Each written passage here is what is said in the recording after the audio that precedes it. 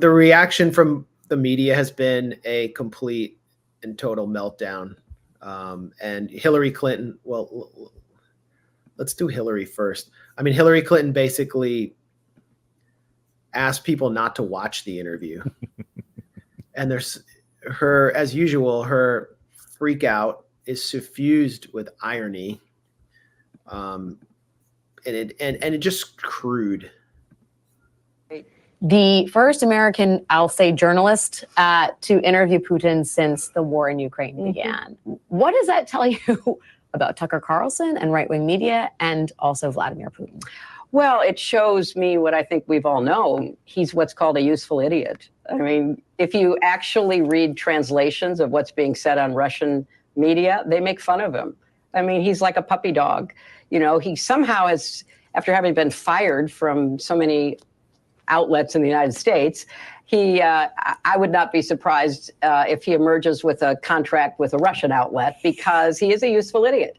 He says things that are not true. He parrots Vladimir Putin's pack of lies about Ukraine.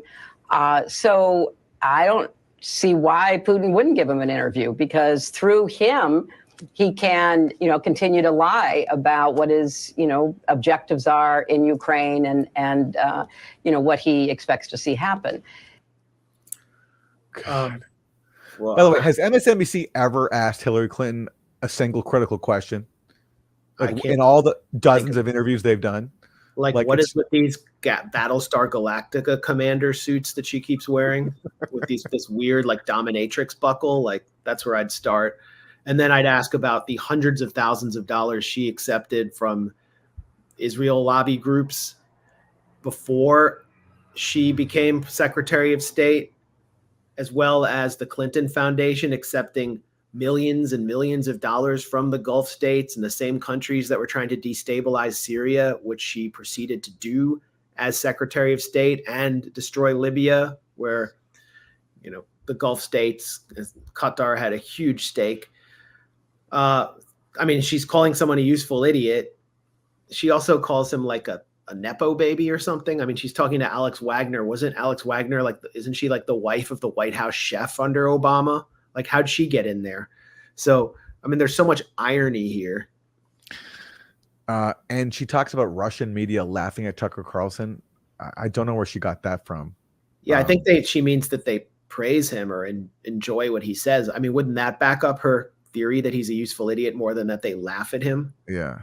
I mean, they were obviously really happy with him doing the interview, I think, because he's a big time name.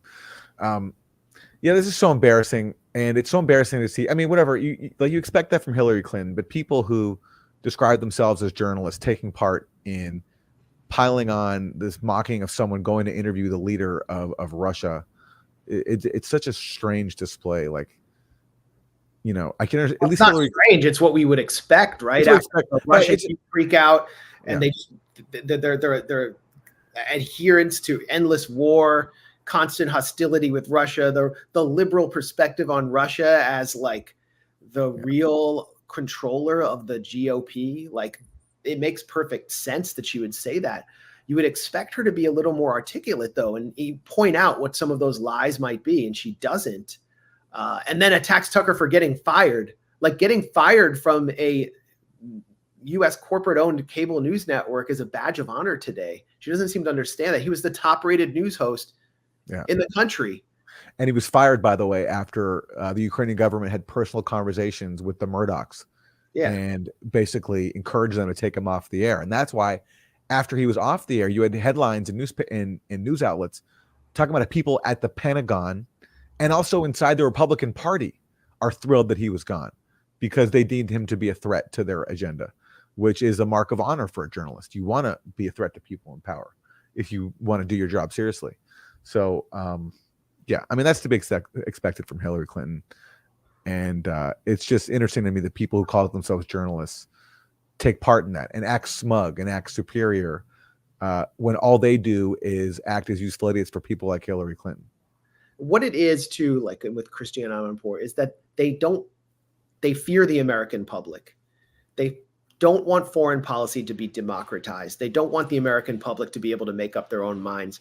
And so they fear and hate the agency of the American public. And they don't want Putin to be able to sit down for 2 hours, even if he delivers a potentially boring 30-minute historical filibuster.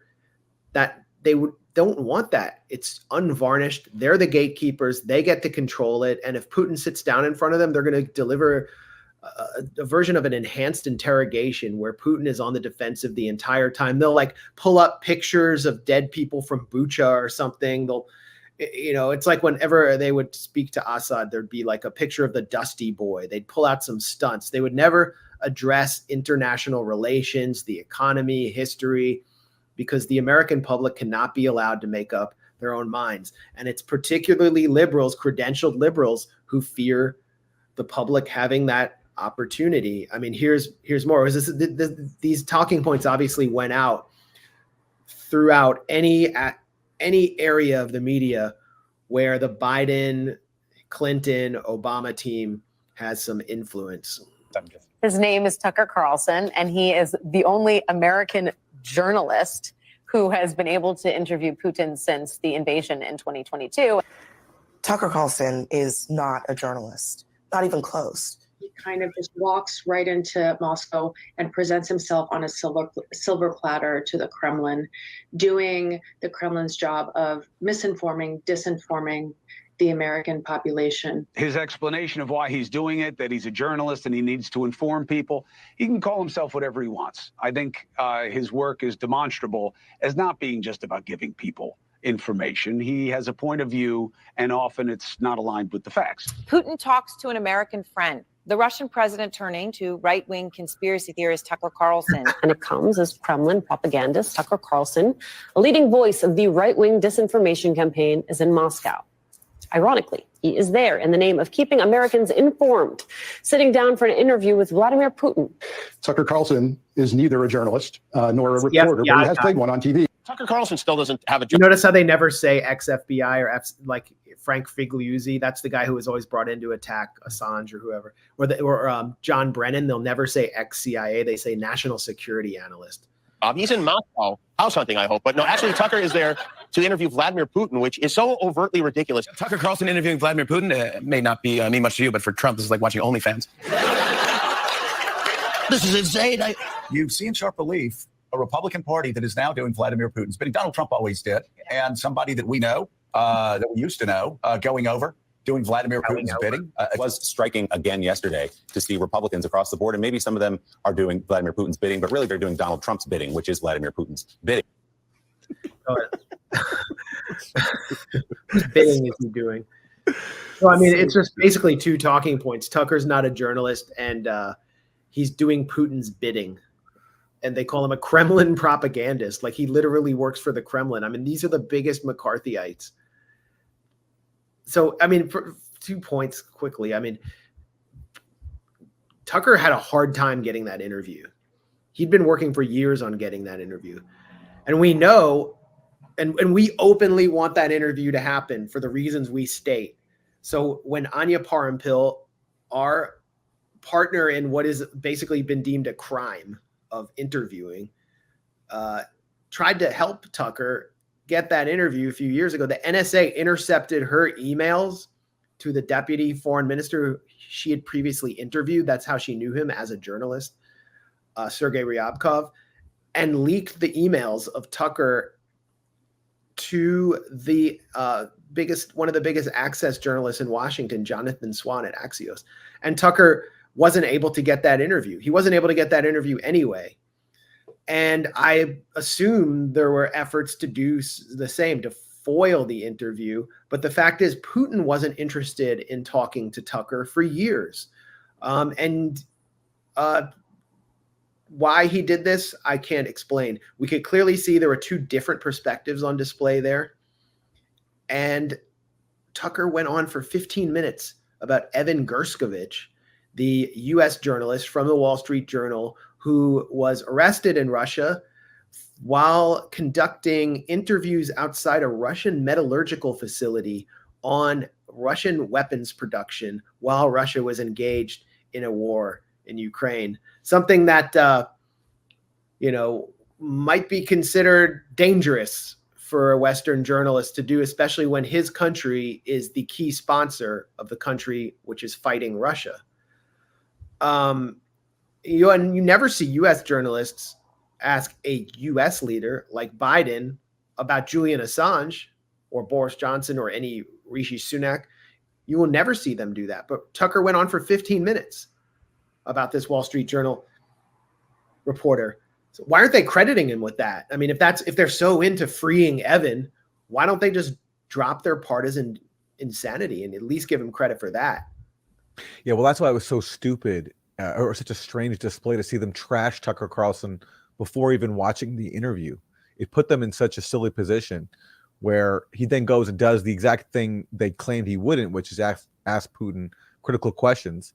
In this case, trying to get a U.S. journalist freed.